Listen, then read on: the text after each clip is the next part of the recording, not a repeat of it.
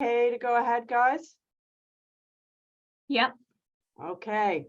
Good morning, everybody. I'm sure folks will all dribble in as time goes on, but I want to leave Dr. Boycott and her team some time for some questions at the end. Welcome to Grand Rounds. I'm just going to start with our land acknowledgement. Ottawa is built on unceded Algonquin Anishinaabe territory. The peoples of the Algonquin Anishinaabe Nation have lived on this territory for millennia, and we honor them and this land.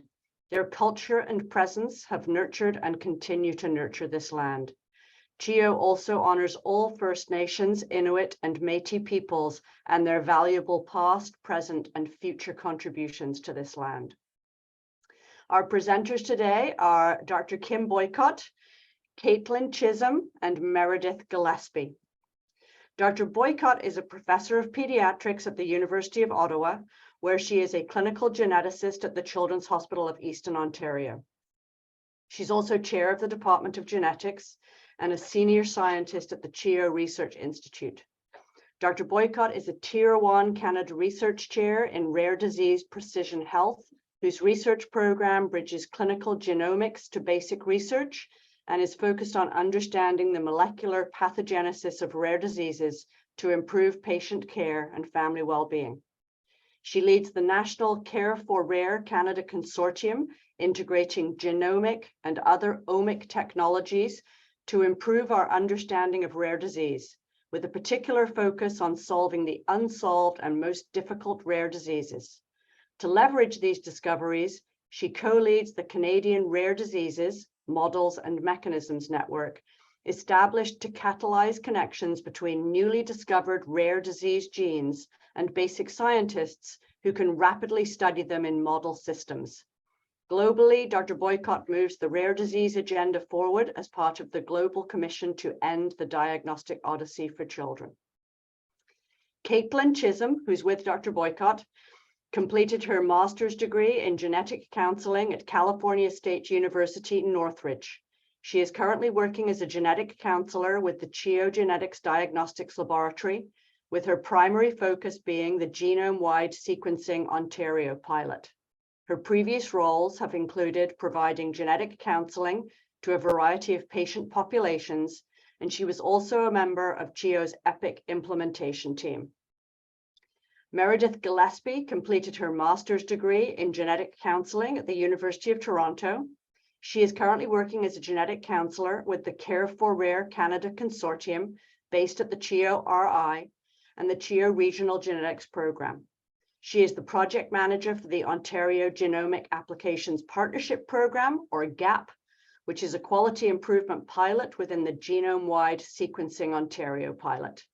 And the title of this team's presentation today is Strategic Approaches to Reduce the Diagnostic Odyssey for Patients with Rare Genetic Disease, Lessons from the Maze. Welcome to all. Thank you, Hillary. And you can hear me okay, right?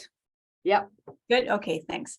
Thanks, everyone, and thanks to the Department of Peds for the opportunity to present today.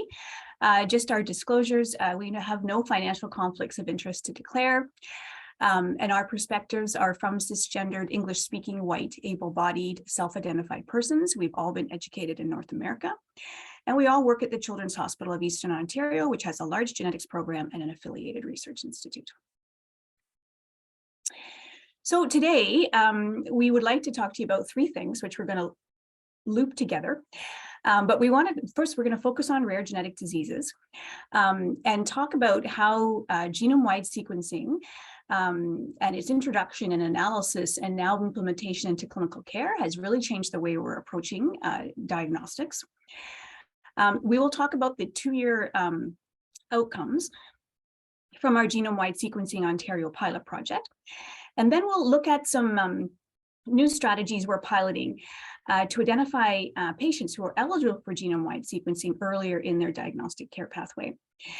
And we've grouped this all under the concept of the maze, because sometimes it's very therapeutic to feel like we're trying to find our way out of that thing. And it's fun to do it with the team, I'll tell you that. We wouldn't want to be in there alone. But it is sometimes, as you'll see in some as we talk about some of these topics, how it's a challenging thing to move new technologies into healthcare.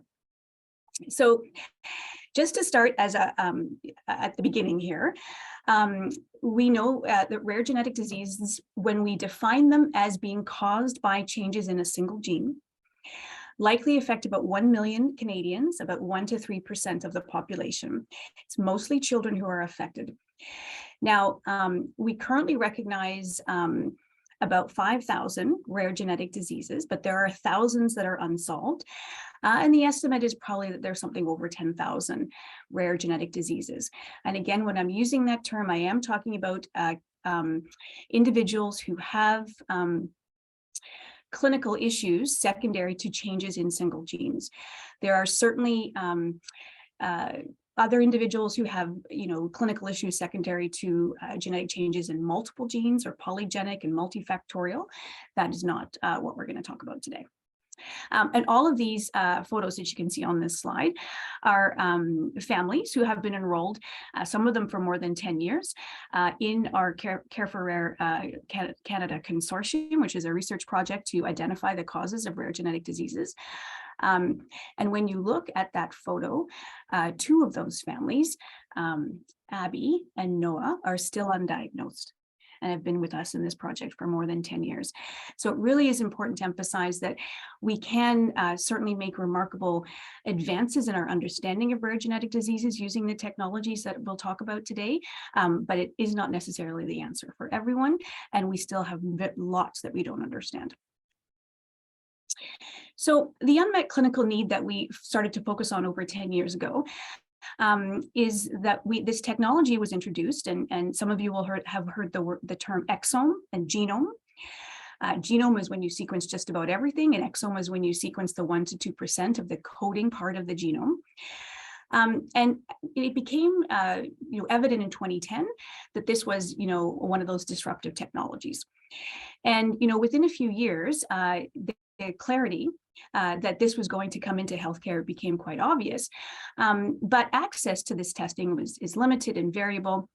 And as I said, we don't understand the Mendelian genome itself. And this image is just having a look at what the Diagnostic Odyssey represents for families. And this is actually Canadian data, and it shows that families with undiagnosed rare genetic disease often see 3 to 5 specialists, and greater than 11 for 10% of the survey. 40% receive 3 misdiagnoses or more. 3 to 6 years is very common on the diagnostic care pathway. And of course, the cost. And the cost that you're seeing there is just the cost for genetic testing, not the cost for other things that are impacted in the healthcare system. And we definitely have many families across Canada that have been part of Care for Rare who have been in a diagnostic odyssey for more than 25 or 30 years. So when clinical genome-wide sequencing came along, we quickly recognized in genetics, as well as at many others in other subspecialties where this is important, that this is the best test we've ever had. And the diagnostic yield from this type of testing is a range, and has been reported to be 25 to 60%. And really all of that depends on which patients you're sequencing and what the inclusion and exclusion criteria were. And now there are hundreds of thousands of individuals who've been sequenced around the world in the clinical setting. And we have had access to this testing for our patients in Ontario through the Exceptional Access Program for like 8 years. But first, I want to sort of give you just one brief example of the impact of genomics. And so this is 2 sisters who we've seen in genetics for 20 plus years. Childhood onset of difficulties with balance, coordination, and some distal hand weakness in the 3rd decade. No issues with vision. And they both have a progressive, length-dependent sensory motor, predominantly axonal neuropathy. So they were enrolled in Care for Rare, probably about 8 years ago. And their exomes were negative. We didn't have any answers, but then we reanalyzed it and looked at the 3 individuals, so the 2 affected girls and the mom, and we identified a shared homozygous change in a gene called PDXK. And we put that gene, because it's never been associated with human disease before, we put that gene in what you're seeing at the bottom here, which is called the Matchmaker Exchange. And our Care for Our Data enters into this exchange platform via something called Phenome Central, which is a national repository for candidate genes in Canada, that then goes out and links to the network around the world called the Matchmaker Exchange to be able to ping all those other databases through APIs and have returned, is anybody else looking for disease association with PDXK. And we now connect over 100 countries through that network. It's something that we launched in 2015. We connect 100 countries and over 100,000 unsolved patients through that network.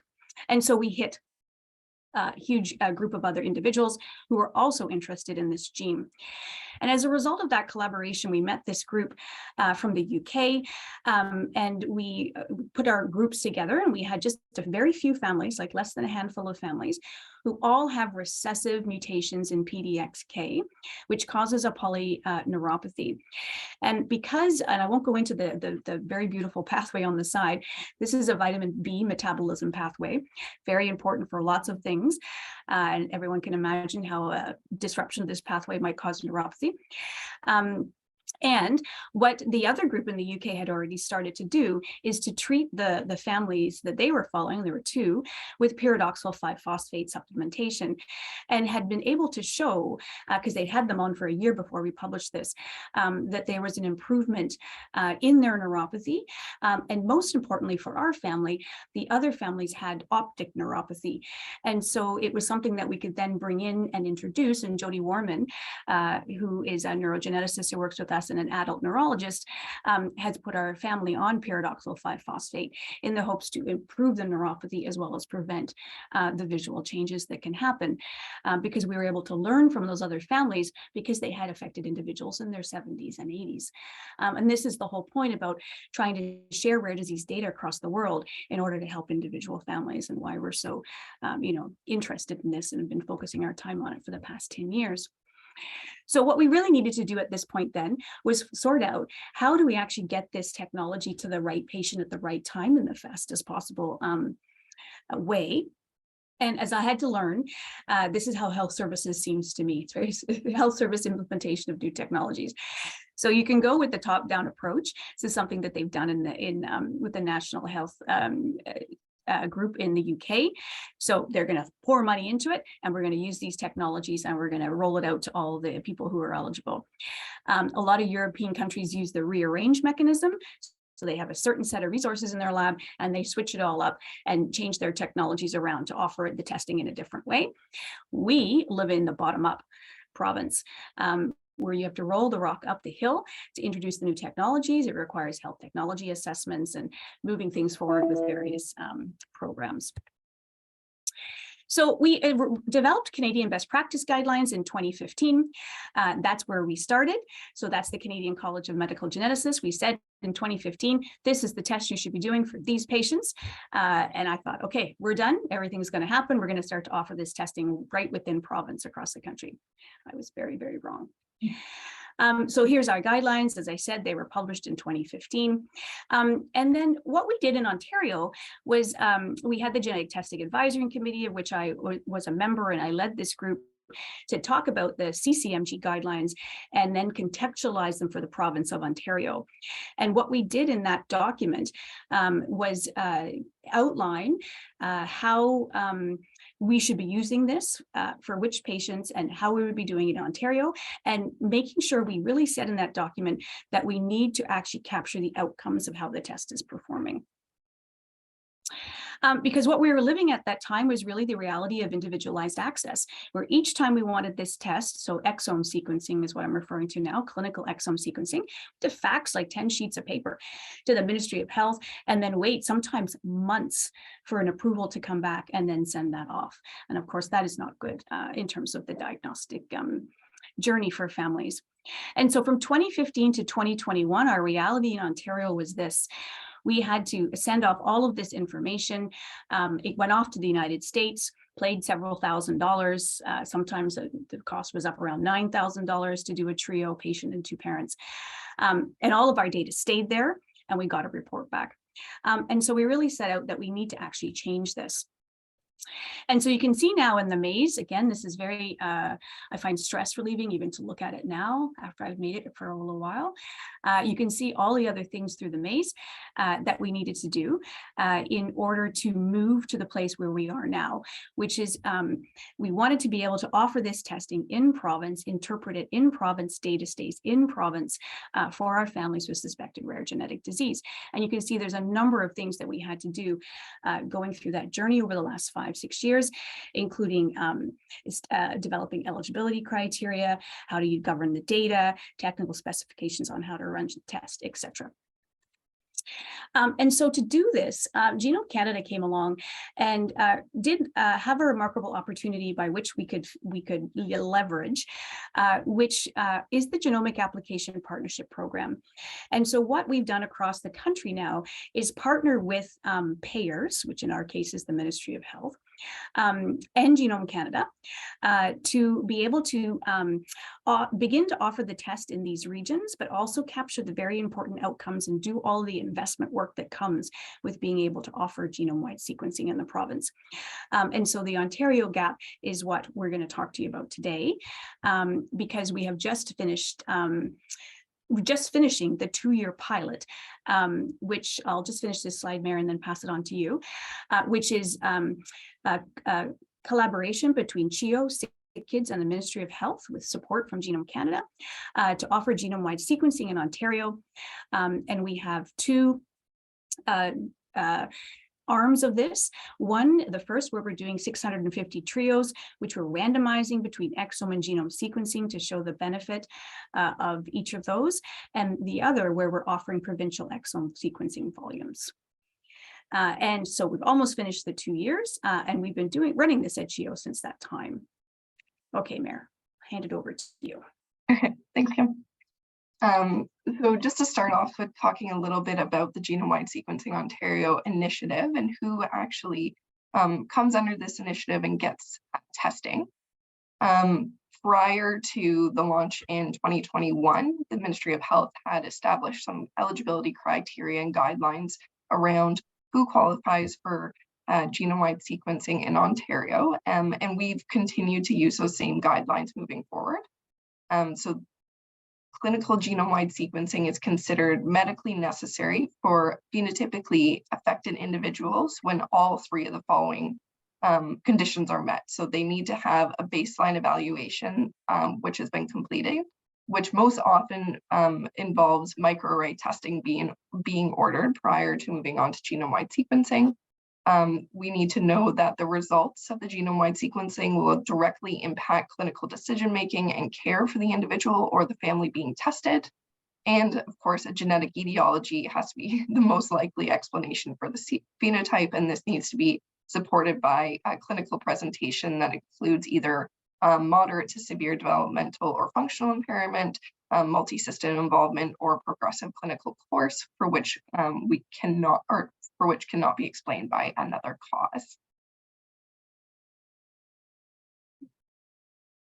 So the goals of this overarching pilot is really to design and refine our pipelines to deliver lab and informatic workflows that work for the province, develop some robust clinical data sharing strategies, which we'll talk about in a bit.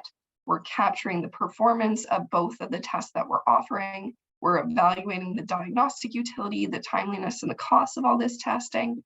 And we're evaluating the performance of our hub and spoke model, all with the goal of providing some guidance back to the Ministry of Health at the end of this 2 years on how genome-wide sequencing can be implemented in the province moving forward.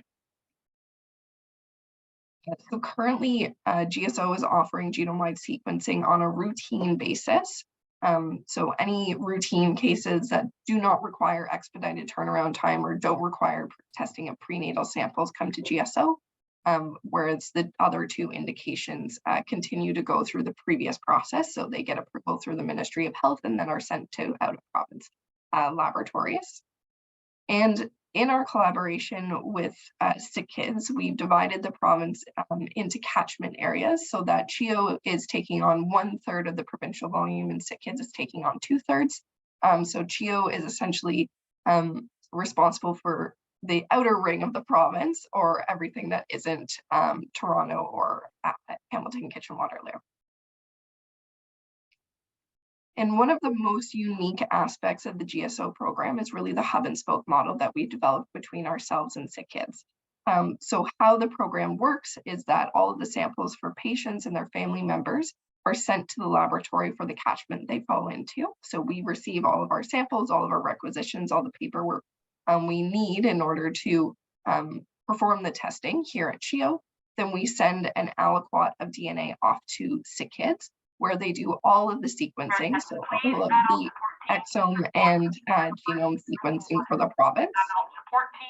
And then all of the data is returned back to us, and we use a shared bioinformatic analysis platform between ourselves and Sick Kids to do the actual interpretation of that genome-wide sequencing, and we send our reports back to the referring providers that sent it to us originally.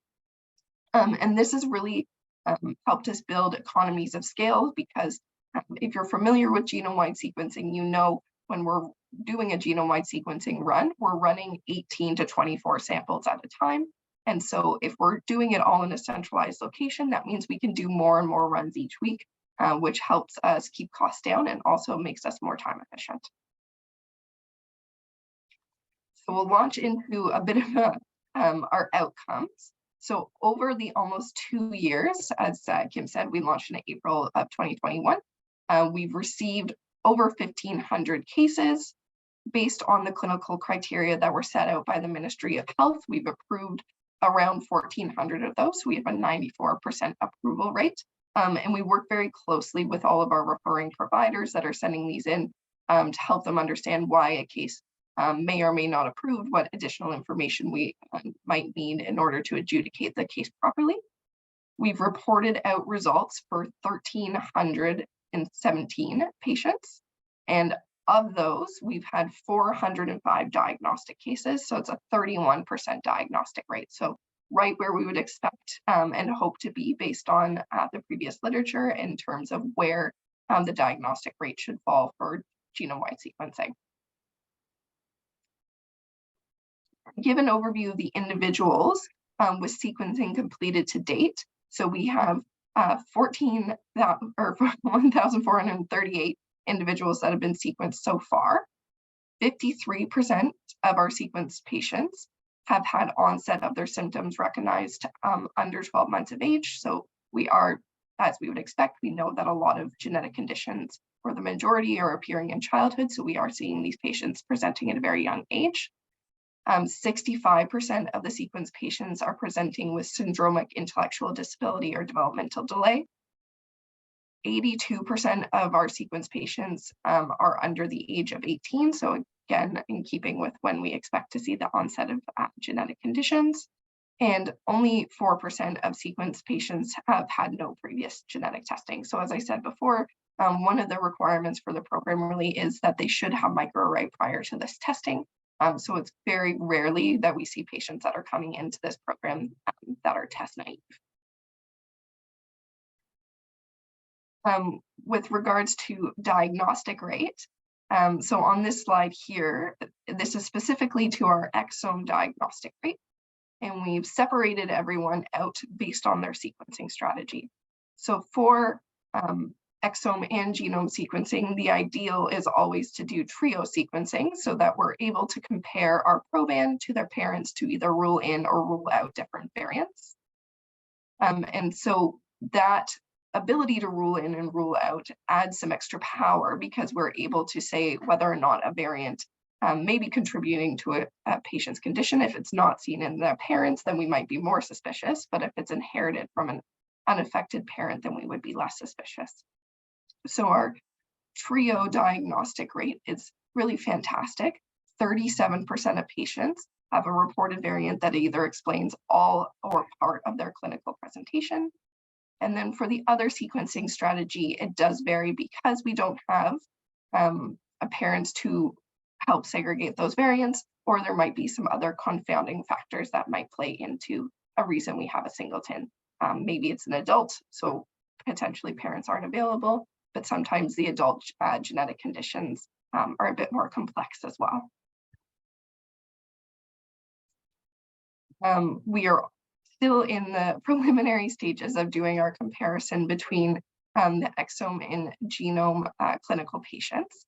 So as you can see here for the exome sequencing, we have a 37% diagnostic rate, and for the genome sequencing, we have a 33% diagnostic rate. Both of them have 273 cases that have been reported out. So in the grand scheme of things, pretty small difference between the two cohorts, and it's something we will be diving into further to better understand the differences between the two of them. But one of the things that we'll be talking about and looking into further, of course, is the power of the genome. As Kim said, is we're looking at everything, and that includes looking at things like copy number variants. And the majority of patients that have a copy number variant are actually not coming to our program because they've already been diagnosed by microarray.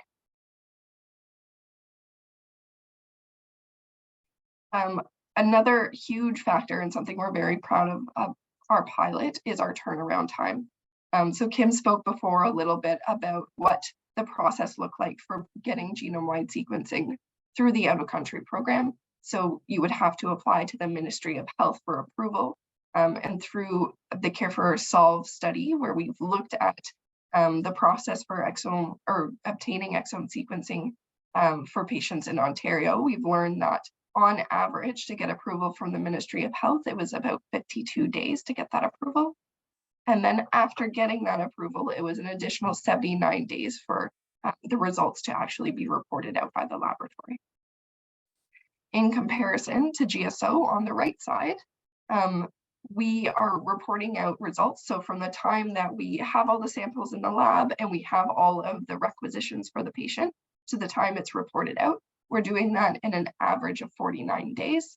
And we have 92% of our cases reported out in under 12 weeks, which was our goal turnaround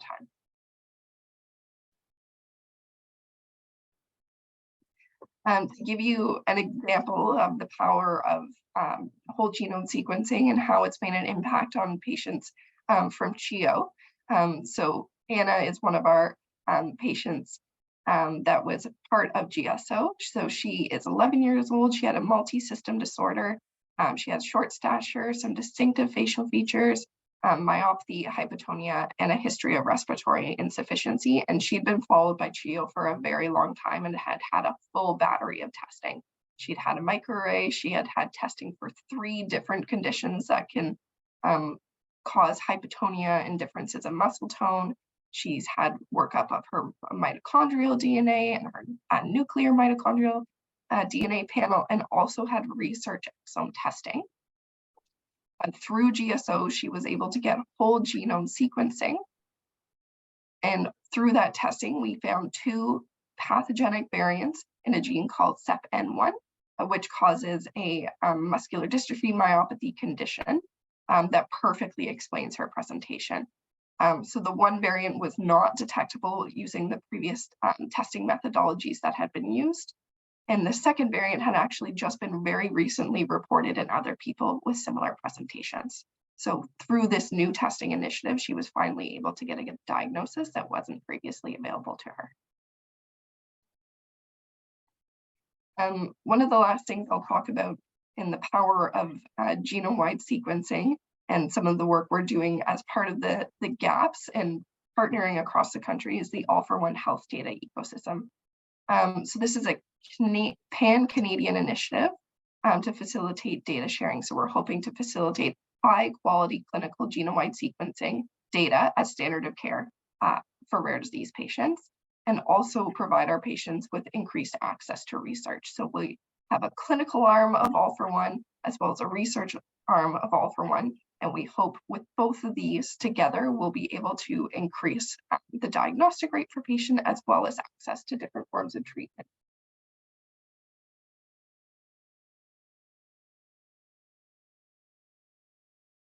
And the last thing I'll say before I pass it over to Caitlin is just around our next steps. So this was just an initial 2-year pilot, but we have lots of things we would like to investigate using the GSO partnership moving forward.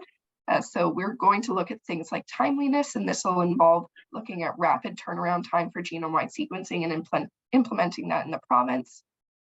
Moving towards a genome first approach, so no longer requiring that microarray, so hoping to be able to diagnose patients earlier so they don't have to go through stepwise testing, as well as looking at clinical genome-wide sequencing reanalysis. This is something we know is very powerful to continue to look at this data to find answers for patients.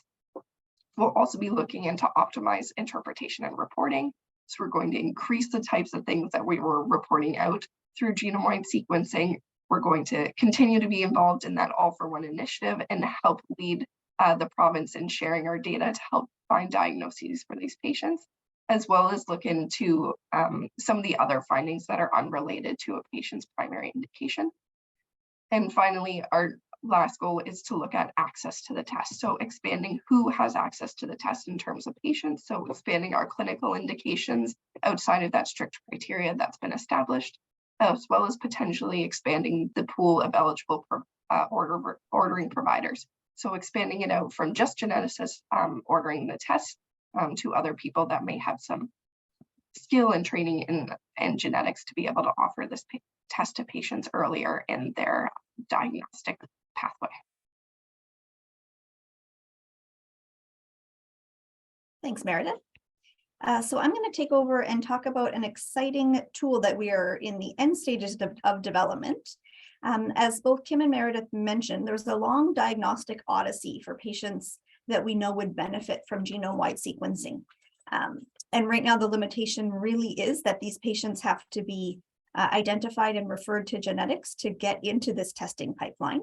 And so we are trying to come up with a way to make it easier for providers to identify patients that could benefit from this testing. So we are in the process of developing an AI algorithm called Think Rare, where we're trying to currently retrospectively identify patients who are followed by CHEO, who have a complex, undiagnosed, and unrecognized rare genetic disease. And we're really exceptionally well positioned at CHEO to develop a tool like this. As everyone here knows, we are using EPIC, our electronic medical record, but we're really unique in Canada in that we have such robust data available through EPIC. We first implemented some of the applications of EPIC in 1994, and so we have many years of data to pull from to try and find these exciting patients. We have a one patient, one record model as opposed to multiple different systems where everything is being tracked. We enter data using coded and searchable data points, the ICD-10 codes. We have lots of standardization in terms of how these are used. And most recently, we've implemented through the CHEO data warehouse using EPIC's data management tool called Caboodle. So all of these items make us really well positioned to develop and use a tool like this to help find these patients sooner. And so we launched a study. We started work on this back in 2021, where we're looking at retrospective data available at CHEO to find patients that would benefit from clinical genome-wide sequencing. So our first step was to figure out what these patients looked like data-wise to try and find new patients. So we identified what we're calling our gold standard cohort. These were patients who were seen clinically by geneticists, who met these Ministry of Health criteria for clinical exome sequencing. And so we assembled those patients. We ended up with an N of 438, and that was our gold standard cohort. And we've gone back to this cohort every time as we've made iterations to make sure that our algorithm is picking up the patients that we know we want to find. So we took a look at that cohort, and our next step was identify what data items do we have available within our EPIC data warehouse to pull similar patients from. And so we had to do an extensive mapping exercise to figure out what it is about these gold standard cohort patients that make them eligible for exome sequencing and how we can find that specific item in other CHEO patients. We use that to manually create our search algorithm. And then we're in cycles of number 4 right now, where we had created an algorithm, we ran it through the GEO data set. We've done some sampling, we've done some manual chart review, figured out what items need to be more sensitive or less sensitive, what items need to be more specific or less specific, and made modifications to increase the performance of this Think Rare algorithm. And I won't go into detail here, but the basics are that we wanted to look at the whole CHEO population. First thing we realized we need to do is exclude patients that we're not looking for. For example, we wanted to make sure that patients are still active CHEO patients, that they haven't aged out of our system, because we don't want to be identifying patients that we no longer have access to or can't contact to say that you could be eligible for this testing. We also did a lot of work to exclude patients that, per their data, might look like they have a rare genetic disease, but they actually have an already known explanation for their multiple medical issues. And we also needed to exclude patients that we already know have a genetic diagnosis or have already been appropriately seen in genetics. So we then built our inclusion criteria, basically defining what patients we're hoping to find. And this is a mapping of those Ministry of Health testing eligibility criteria into variables that we knew we had available to us to map at CHEO. So we developed 2 different criteria based on broad categories. Criteria 1 was based on the patient's personal history. And basically, we're looking for patients that have some combination of developmental delay, intellectual disability, and or multiple congenital anomalies. So really the children that stereotypically have indications of some type of underlying rare genetic cause. We also wanted to get some measurement of the intensivity of which they're using the CHEO healthcare system. And so we look for patients that are being followed actively by multiple departments within CHEO. So the first thing we did once we developed our V1, our algorithm, was to run it on that gold standard patient cohort, the ones that we know meet testing criteria, to see how this algorithm performed. And we were pleasantly surprised to see that 89% of our patients that we know meet criteria were flagged by the algorithm as meeting these criteria. So we had a pretty good sensitivity rate from the start.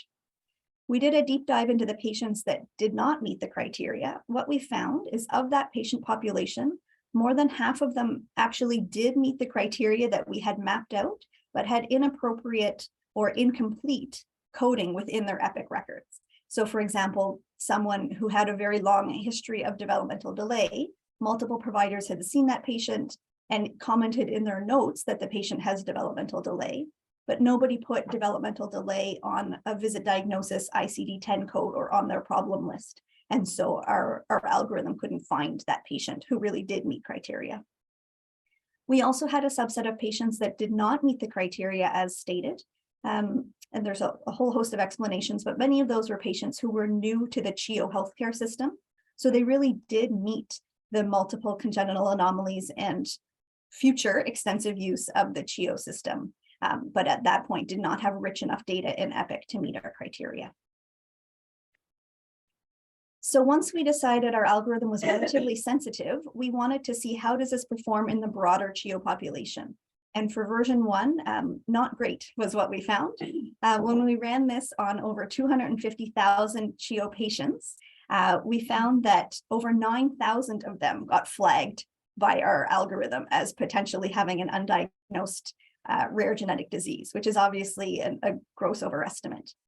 And so what we decided to do was take a look at those 861 patients who met both of our criteria, so that had some combination of multiple congenital anomalies and developmental delay, as well as extensive use of being followed by multiple departments at CHEO.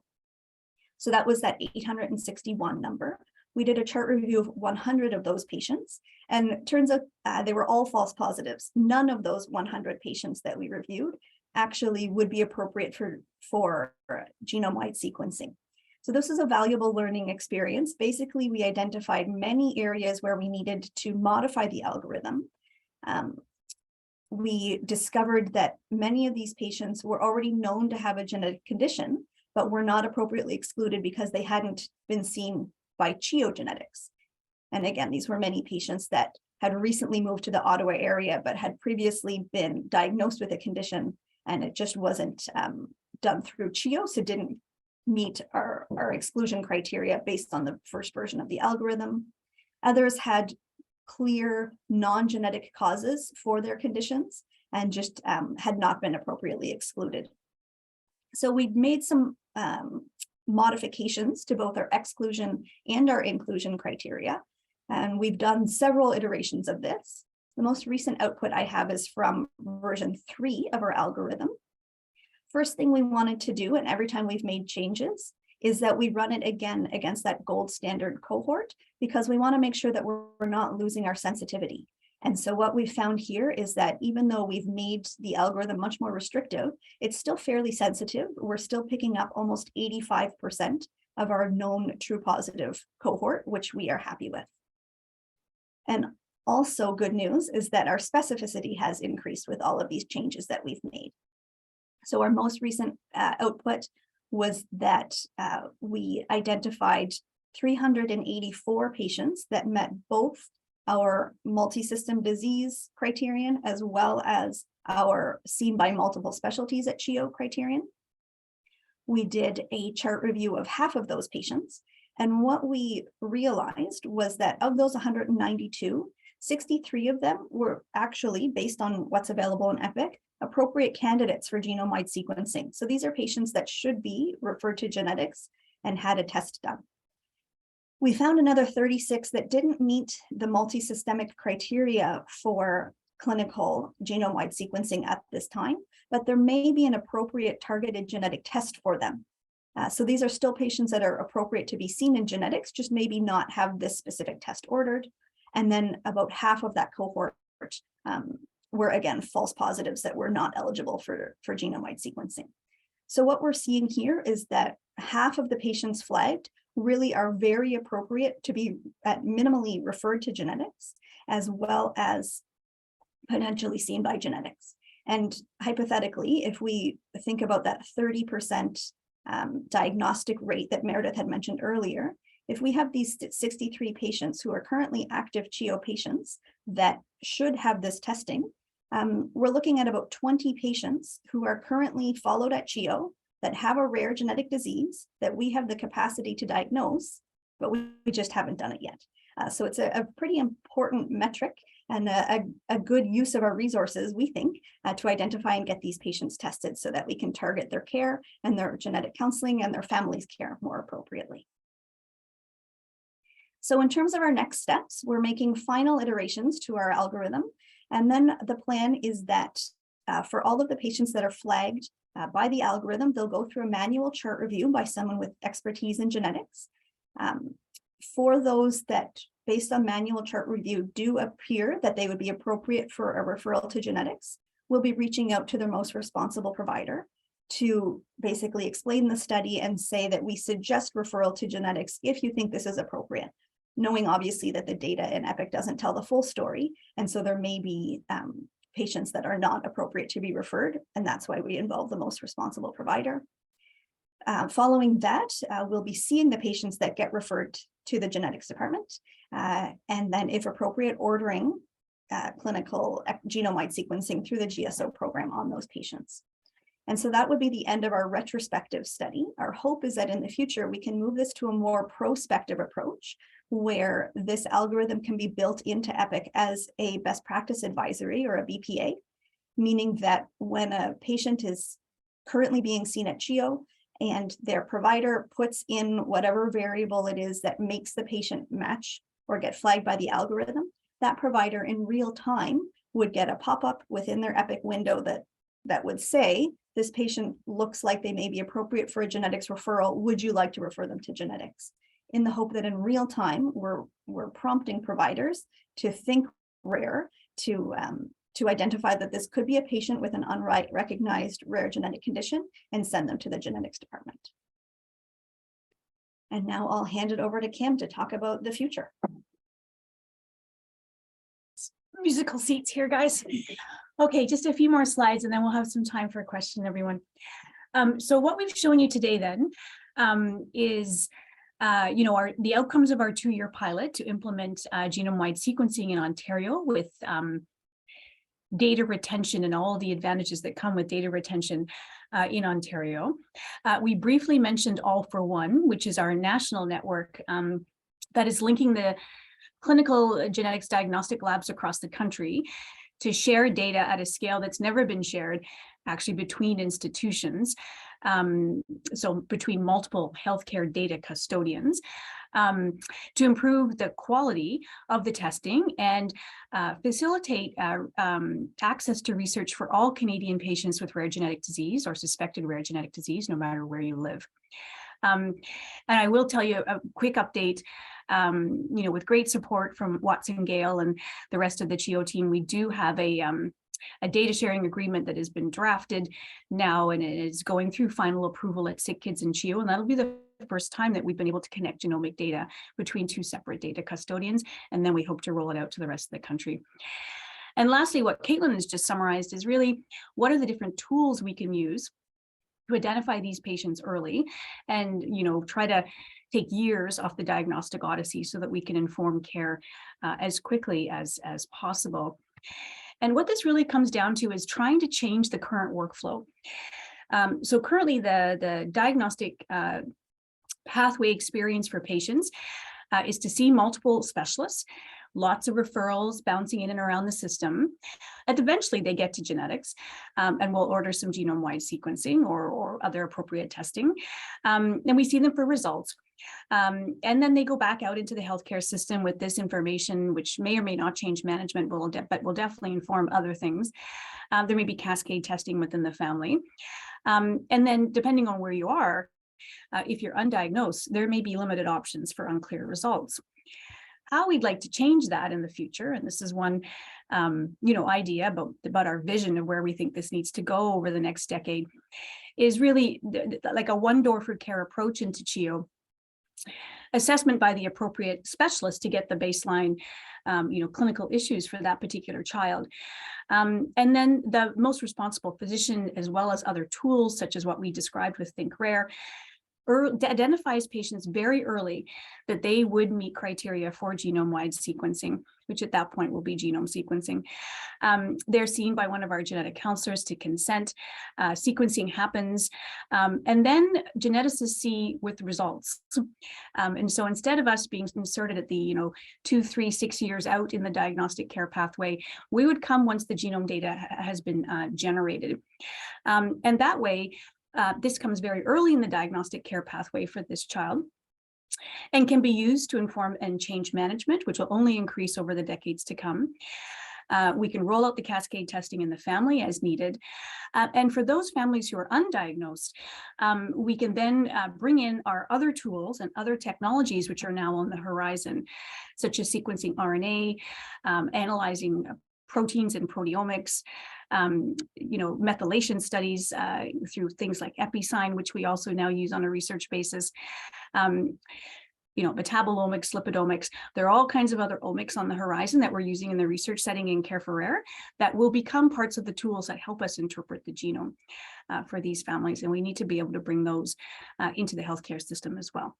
So this is sort of how we are thinking about where we need to move forward, and it has actually been quite a great experience with CHEO, who is very on board with some of our ideas about how we need to think about genomic medicine and precision health in the years to come.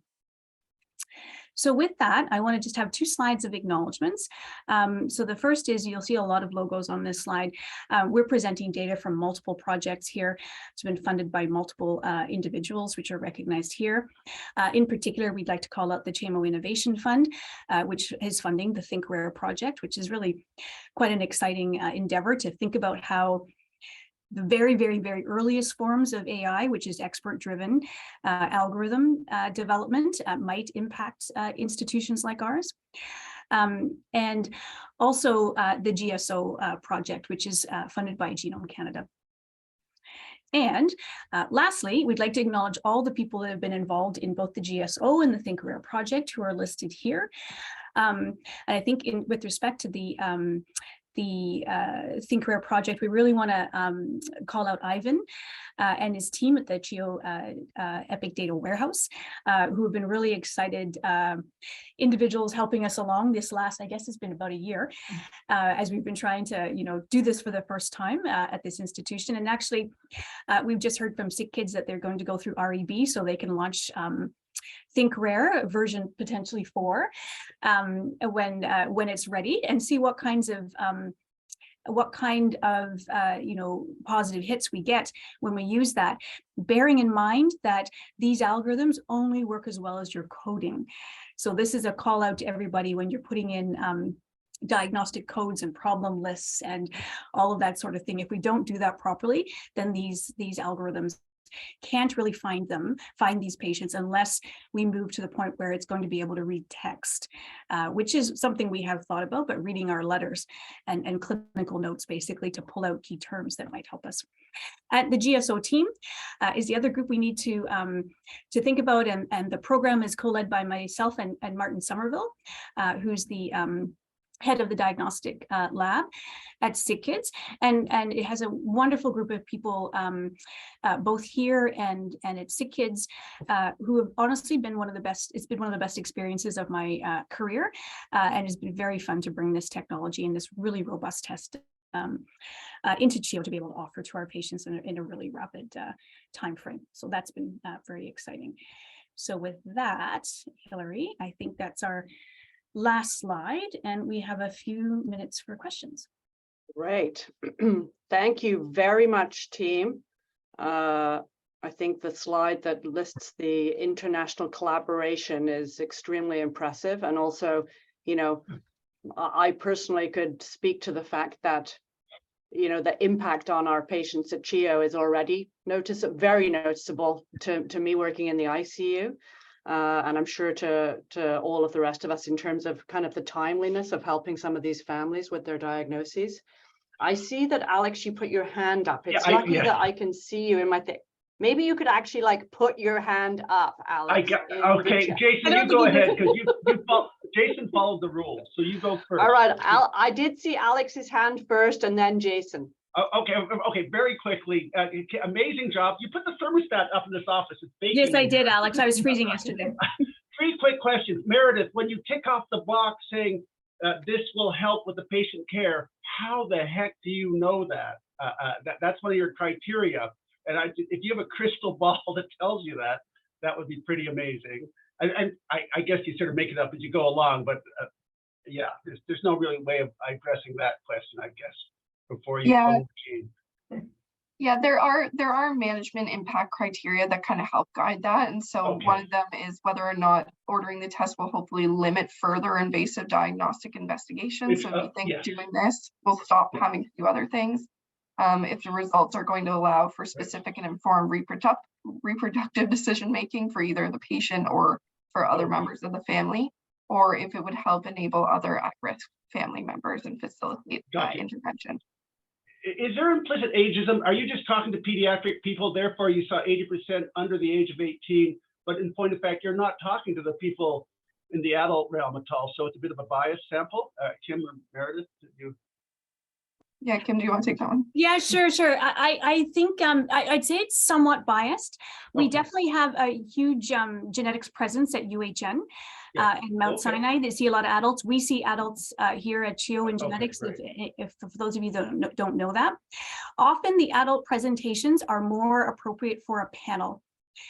So a specific panel about their whatever kind of clinical issues they're having, unless they have been one of those individuals who have aged out of our system, but still have the clinical criteria. So they may have intellectual disability and congenital anomalies, then they would be appropriate and they go to this test. I want to ask whether the 2/3 undiagnosed look different. You only get one question, Alex. Okay, Jason, sorry. He's Jason. Thanks, Hillary, for keeping Alex in line. It's a big job and probably requires an ICU physician Very to do difficult. it, actually. A team. Yeah, it's intensive. It's intensive, so it requires intensive care.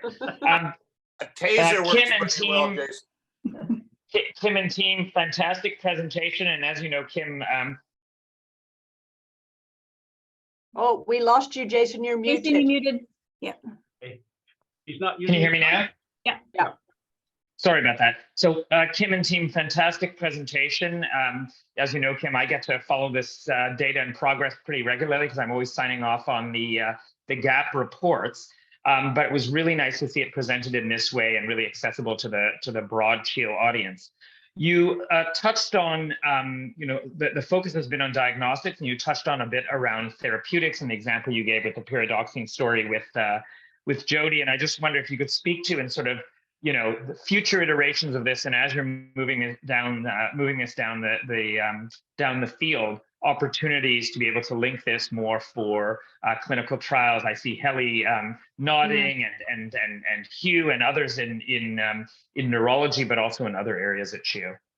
Yeah, it's a great question. I have two comments with respect to that, Jason. So the first is, if we look at our last 12 years of rare disease work, I'd say, just with respect to the diagnostic part, I would say in the types of patients that are coming to clinical genome-wide sequencing, we probably get treatment altering diagnosis 5 to 6% of the time, like I sort of showed you, because most of the time, those patients who would be eligible for some, incredible treatment change, like eligible for an approved therapy, for example, went through a panel or a very specific genetic test.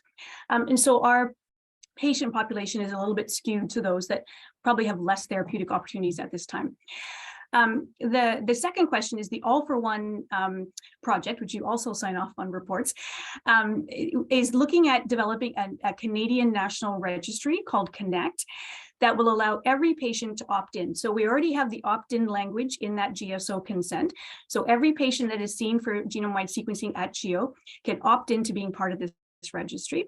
And Mayor told me that I think 75% of people opt in.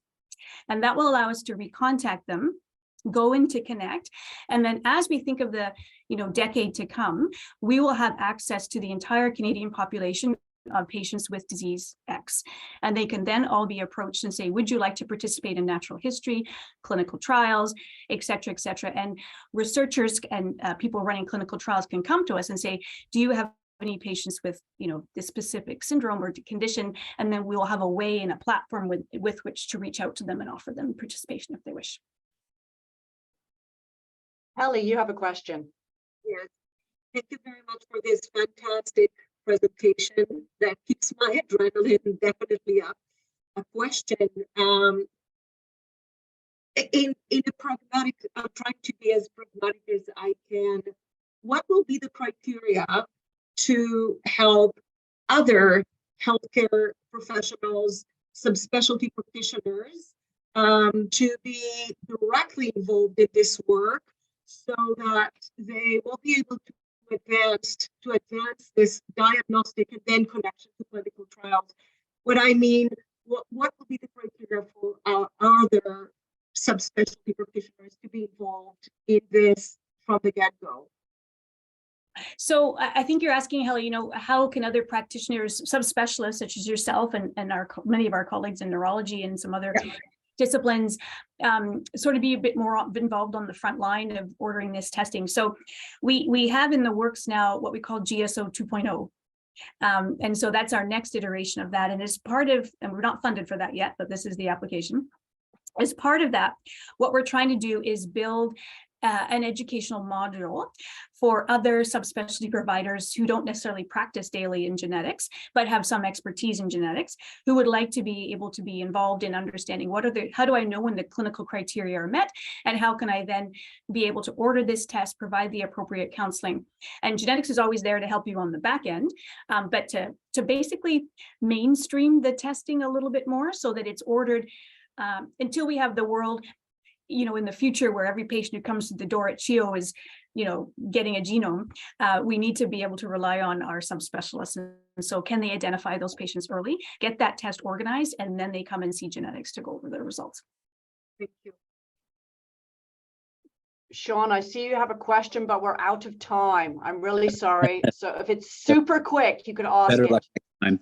No, I don't know that I'll just say fantastic stuff. Wonderful work. Very exciting. Thank you. Thanks, Sean. Thank you very much to Kim and Meredith and Caitlin. Looking forward to hearing a lot more about this. And hopefully at some point getting a little pop-up in my Epic inbox that says, this patient needs this done, and then the geneticist will get involved. That would be ideal, I guess. Yes, indeed. Okay, thank you very much, everybody. Bye, guys. Bye, Bye. everyone.